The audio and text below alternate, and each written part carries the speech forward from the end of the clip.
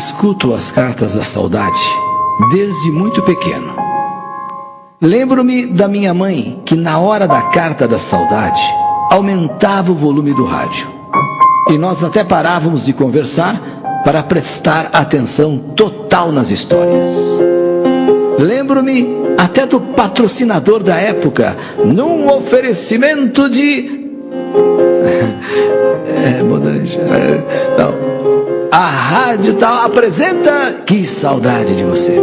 O fato é que eu cresci te escutando. As histórias da saudade sempre me trouxeram muito conhecimento e lições de vida importantíssimas. Por isso escrevo minha carta para compartilhar esta história que aconteceu comigo. Eu morava em Osasco e mesmo com todas as lições de vida e os conselhos dos meus pais, eu fui um adolescente rebelde. Por ter sofrido muito bullying, na época não existia esse termo, bullying. Não se sabia o nome que se dava aquilo da pessoa pegar no pé da outra. Então hoje se sabe que é bullying. Por ser muito tímido e por sofrer muito bullying, eu fiz a besteira de me afastar da igreja. E para complicar mais, eu virei ateu. Mas pior que ateu, eu comecei a ser um anticristo.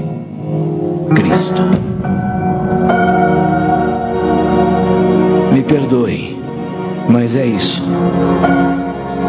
Devido ao bullying da época, que não havia esse termo, não se chamava bullying, mas devido a isso eu fui ficando revoltado e por ser muito tímido eu fiz a besteira de me afastar da igreja e para complicar ainda mais virei ateu e mais que ateu, eu virei um anticristo.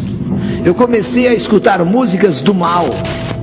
Algumas pessoas não acreditam, mas há uma vertente de músicas malignas chamada death metal.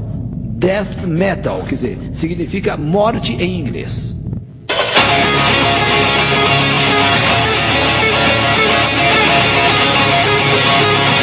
Death metal. Você vai ouvindo essas músicas, você vai ficando louco. Você vai ouvindo essas músicas, você vai ficando doido. Chama-se death metal.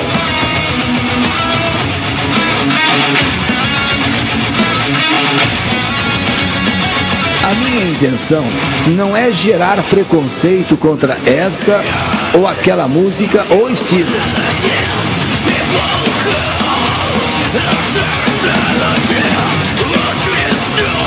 Mas algumas bandas de death metal realmente possuem letras anticristo. Passei a andar todo de preto, calças rasgadas, e comecei a beber, nervoso, revoltado com meus pais, e literalmente jogando minha adolescência no lixo. Foi no que eu me transformei. Tinha alguns amigos que andavam comigo, alguns deles até comiam os panfletos que as igrejas entregavam, zombando da igreja e zombando de Cristo. Eles comiam, às vezes as igrejas não entregam alguns panfletos, eles comiam aquilo lá, sabe, zombando da igreja e zombando de Cristo. Isso mesmo, comiam os panfletos na frente das pessoas que entregavam. Uma pena. Eu sinto-me triste por ter sido desse jeito. E tenho que admitir, eu era um anticristo, contra a igreja, e achava a fé uma baboseira. Para mim, era, morreu, acabou. Sem paraíso, sem inferno, nada. Morreu, acabou. O ponto máximo do meu ateísmo, o ponto máximo do meu anticristo, foi praticar algumas brincadeiras por instrução de uma amiga minha, que também era que nem eu, e ela se dizia bruxa. Ela dizia ser bruxa. Uma vez, por instrução dela, eu coloquei uma daquelas músicas death metal, música Anticristo. E comecei a andar pela casa toda apagada. Comecei a andar ouvindo essa música, a casa toda escura, e eu andando todo de preto, todo com calça rasgada, sabe? E andando para cá, andando para lá, ouvindo essas músicas, música, sabe, anti-igreja, anticristo. E então aproveitei que meus pais tinham saído e seguindo as instruções dessa minha amiga, que me disse inclusive qual a música que eu deveria usar. Qual a música que eu deveria... Algum tempo caminhando pela casa escura e escutando essa música, eu senti como se alguém estivesse me acompanhando. Eu andava na casa escura ouvindo essa música, todo de preto, sabe aquela coisa, e de repente comecei a sentir que alguém estava muito próximo de mim. Eu caminhava e alguém caminhava, e eu fui me arrepiando. Teve um momento que eu senti que alguma coisa me tocou, eu me arrepiei até a alma. Confesso que nesta hora eu tive medo. A música que tocava, eu que andava na casa escura toda de preto, seguindo as instruções dessa minha amiga, que fazia parte do nosso grupo e também se dizia bruxa, faz isso, tal, que você... E de repente eu senti que alguma coisa me tocou. Nessa hora eu tive medo, desliguei a música, acendi as luzes.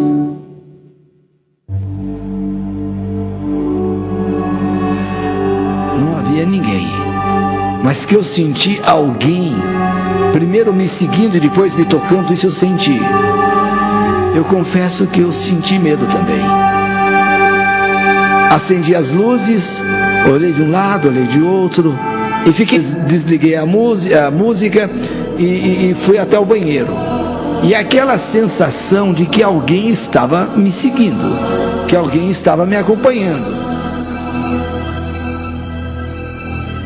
Indo para o banheiro, é como se aquela sensação tivesse voltado. Porque na hora que eu desliguei, acendi as luzes, desliguei a música, acendi as luzes, aquela coisa parece que parou. Quando eu estou seguindo para o banheiro, voltou essa sensação de alguém me acompanhando. Morávamos em um sobrado. E quando eu saí do banheiro, escutei nitidamente passos no andar. Mas, por outro lado, eu tinha certeza que não havia ninguém. Eu estava sozinho. Conferi as portas, todas trancadas. Ninguém poderia ter entrado em casa, ninguém. Será que algum ladrão conseguiu entrar? Não, não pode ser. Os passos continuavam lá em cima. Lá em cima. Então eu decidi subir a escada. E quando estava na metade da escada, eu vi uma sombra se aproximando. Então eu desci correndo a escada, pulando de 3 em 3 degraus. E parei na sala. E fiquei olhando para a escada. Escutei novamente os passos. Agora, os passos, embora não tivesse ninguém, os passos desciam as escadas.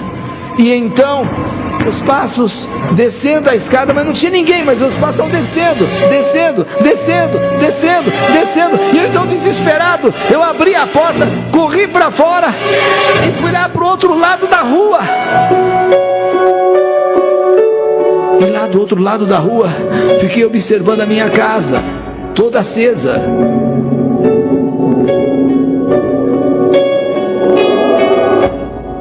Quando os meus pais chegaram, o meu pai brigou comigo. O que você está fazendo aí do outro lado da rua? E por que essa casa toda acesa? Por que tantas luzes acesas e você aqui fora, do outro lado da rua? O que está acontecendo? Meu pai ficou super bravo. Eu não conseguia falar direito. Eu estava amedrontado, eu estava com medo. O que aconteceu? O que houve? Algum ladrão, alguma coisa? Como que eu vou explicar para ele? Como que eu vou dizer a ele dos passos? E quando eu estava subindo a escada para chegar na parte de cima para ver se tinha alguém lá, uma sombra vem que me faz eu descer correndo de 3 em 3 degraus a escada, e aí a escada, aí os passos começaram. Como é que eu vou explicar isso para ele? E quando os passos estavam descendo a escada e chegando já aqui embaixo, eu saí correndo. Por que tantas luzes acesas? E por que você é aqui fora? O problema é que dali em diante, coisas estranhas começaram a acontecer. Certa vez, uma voz me disse para eu ir até a casa da minha namorada da época, que aliás a namorada morava perto, e que era para eu procurar uma caixa de sapato em cima do armário, isso na casa dela, no quarto dela. Essa voz me dizia: vai até a casa dela e procura no armário, no quarto dela, uma caixa de sapato. E eu esperei a ocasião boa, a ocasião certa, e um dia na casa dela eu pedi água. E enquanto ela foi pegar a água, nós estávamos no quarto, eu olhei sobre o armário para ver se era mentira ou era verdade. E de repente, havia mesmo uma caixa de sapatos ali. Eu levei um susto. Até então eu estou levando meio na brincadeira. Como é que a voz me disse: olha, vai até a casa da sua namorada, na hora que você puder, e dá uma olhadinha sobre o armário, tem uma caixa de sapato. E abra. Então, antes que ela trouxesse um copo d'água que eu pedi,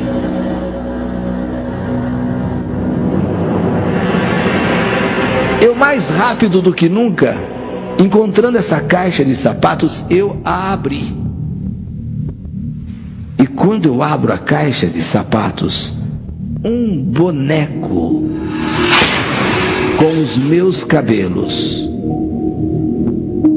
e uma boneca com os cabelos dela, e os dois cabelos entrelaçados. Absurda. Eu reconheci os meus cabelos. Em algum momento ela cortou os meus cabelos.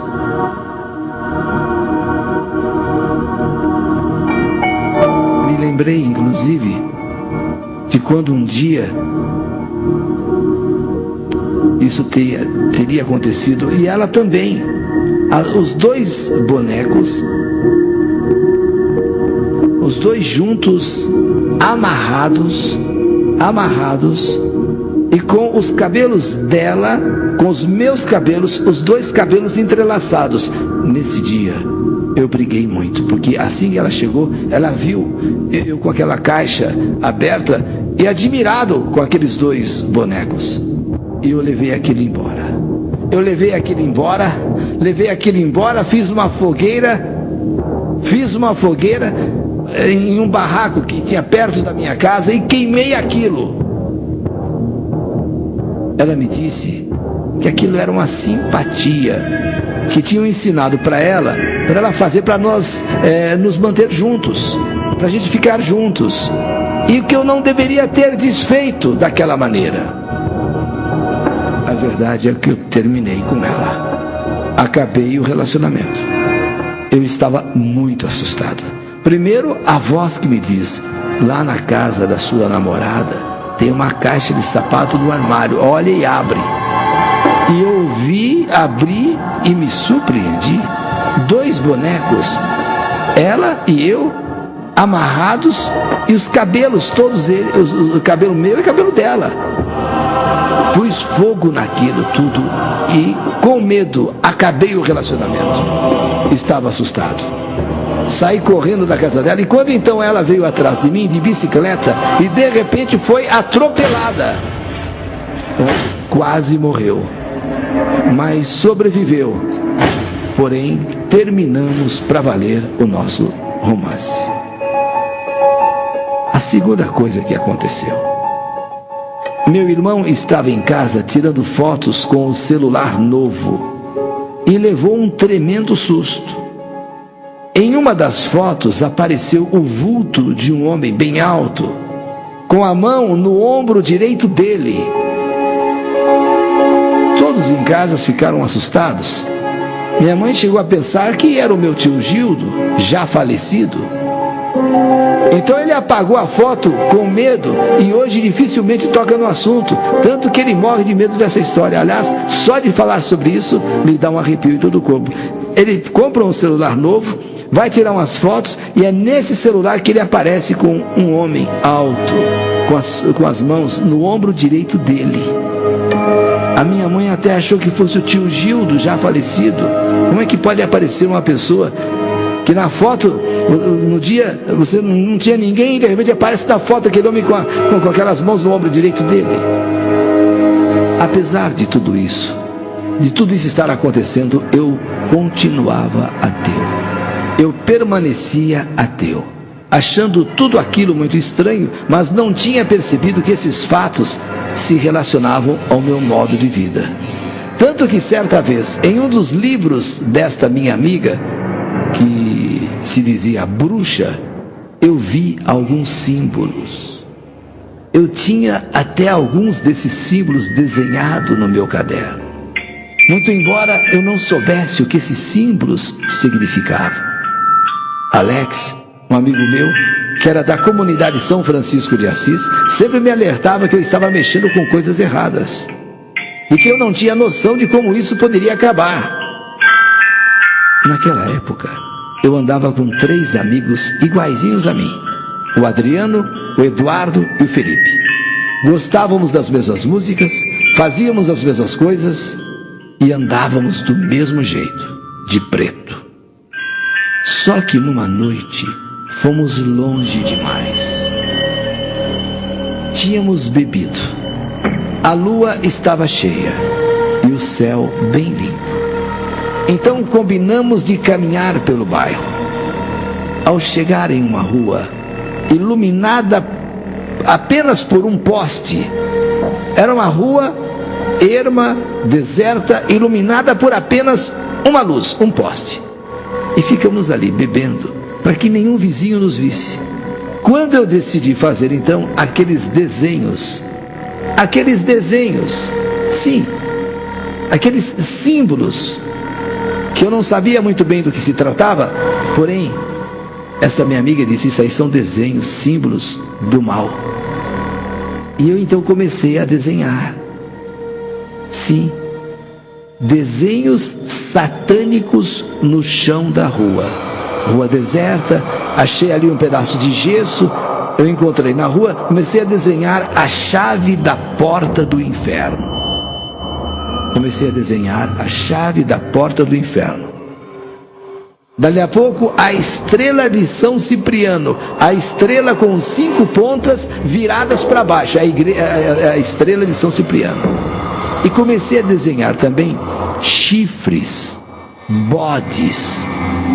E em um determinado momento, coisas começaram a acontecer. Inclusive, começamos a cantar trechos dessas músicas que chamam as músicas anticristo. Aliás, eu não me canso de pedir a Deus perdão por ter feito isso. Eu não canso de pedir a Deus perdão por um dia ter feito isso. Estávamos nós 4.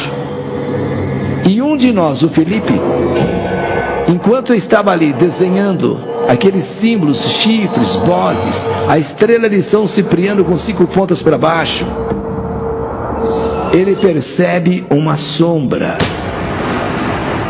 Seria a mesma sombra lá que eu vi na minha casa? Então o Felipe diz: pessoal, olha aqui, ó, tem alguém a mais conosco. Não dá para se ver, mas dá para se ver a sombra. Olha a sombra. E quando olhamos, nós éramos em 4. De repente as nossas sombras e a de mais um. E a de mais um. Tinha realmente uma sombra ali, e essa sombra se movimentava, como se estivesse alguém ali, porém não havia ninguém. E essa sombra andava, parecia principalmente acompanhar o Adriano. Algo aterrorizante. E começamos a ficar confusos. Quando eu disse, gente, eu estou sentindo as minhas costas esquentarem muito. As minhas costas estão pegando fogo. E de repente todos começaram a sentir uma energia estranha, algo muito quente, como se estivéssemos sendo perseguidos. Mas ainda assim, continuamos com as nossas brincadeiras, sabe? Bebeu um pouco a mais, a gente está percebendo alguma coisa estranha, mas ainda assim insistíamos. E um começou a tirar sarro do outro. Tá com medo? Tá com medo? Hein, você tá com medo? Seja homem, sabe aquela coisa? Não, é você que está com medo. Eu não estou com medo. Está com medo sim. Bom, começou aquela brincadeira, porque todos, de certa forma, estavam com medo. Mas ninguém com medo. Ninguém quer assumir que está com medo. Então um ficou brincando com o outro, porque aquela sombra andava por ali. Paramos de beber. E por um momento saímos do local contornando o muro quando vimos uma fogueira. Esta fogueira estava ao lado de um pequeno brejo, onde tinha muita taboa. Para quem não conhece, taboa é uma planta, cuja é uma haste, cuja parte de cima é como se fosse um algodão. Tira-se esse algodão e faz até esse travesseiro tudo de taboa. Então havia um brejo e muita taboa. Hoje, inclusive, nesse local passa o Rodoanel. E onde existia essa fogueira, bem pertinho desse brejo, vamos dizer, dessas taboas, hoje tem prédios construídos. Mas o que nos chamou a atenção foi que, de repente, sobre o muro, que nós contornamos, saímos de onde nós estávamos, contornamos o muro, tem ali um brejo cheio de taboa, e quando nós olhamos para o muro, 4 corujas. Exatamente 4 corujas nos observando. Uma coruja para cada um de nós. Eram 4. 4 corujas. Coruja, como dizem os antigos, a ave do mau agouro. Quando a coruja pia, quando a coruja vai na cumieira da sua casa e pia, ela está anunciando alguma desgraça. E as 4 começaram. As 4 olhando como se olhassem para nós. As 4 corujas em cima do muro. Nós ficamos paralisados. Ficamos ali paralisados, sabe? E sem saber o que fazer. E cada pio da coruja era um arrepio que sentíamos. Como se entre elas 4 conversassem sobre nós.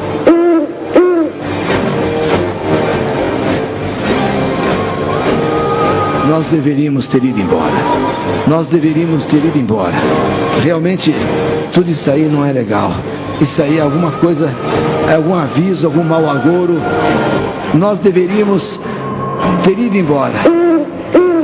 Adriano, com um péssimo pressentimento, dizendo inclusive que as vistas dele estavam escurecendo, estavam embaçando, e começou a falar coisas sem sentido. Começou a embolar as palavras.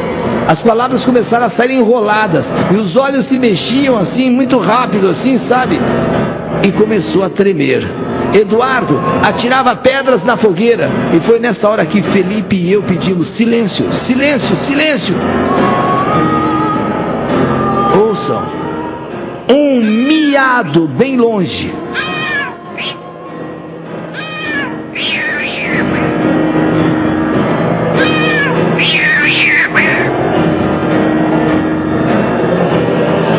O que será isso? É um gato.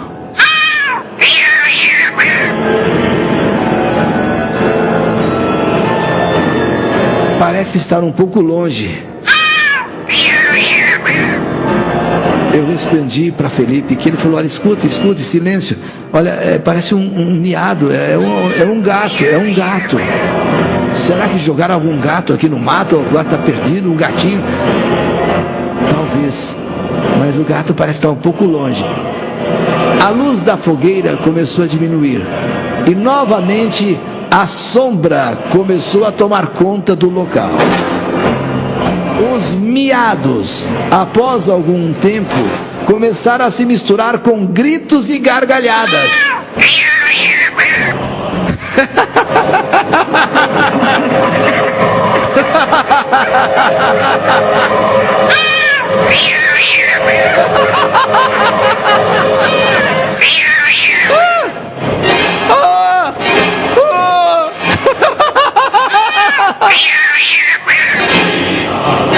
E de repente um vulto vem atravessando aquele brejo, derrubando o mato por dentro, a taboa.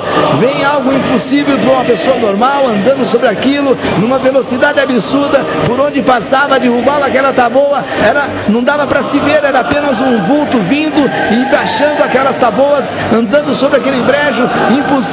Impossível ser uma coisa verdadeira, impossível, aquilo quebrando, aqueles miados misturados com gargalhadas.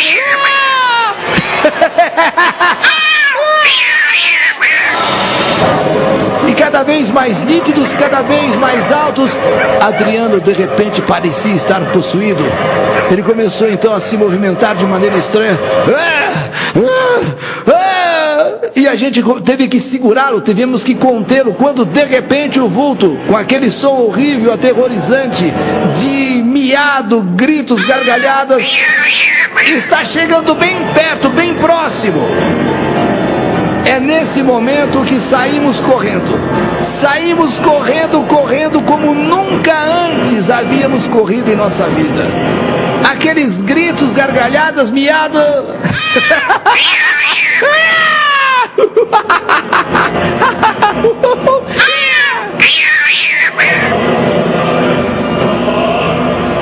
Ao passar em frente a uma daquelas casas, na rua já bem mais distante, uma senhora orando diante do quadro de Jesus Cristo.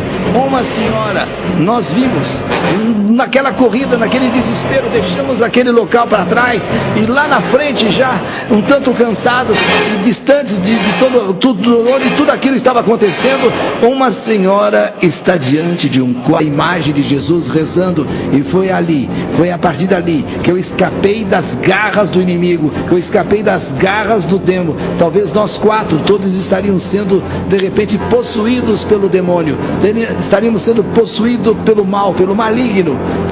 Adriano, inclusive, ficou muito próximo desse tipo de possessão. Eu, Robson Cavalcante, aqui do Butantã, posso dizer que eu escapei das garras do inimigo. Ao som de death metal, roupas pretas, calça rasgada,